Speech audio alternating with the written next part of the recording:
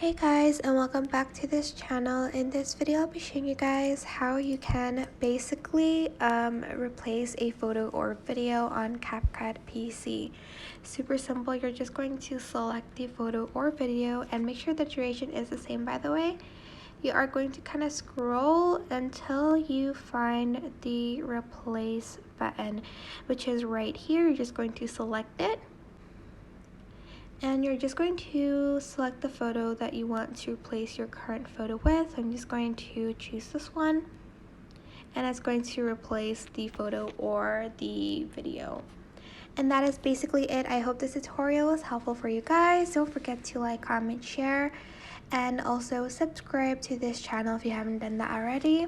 If you have any questions, just leave it in the comment section down below and I'll try my best to answer them all for you guys.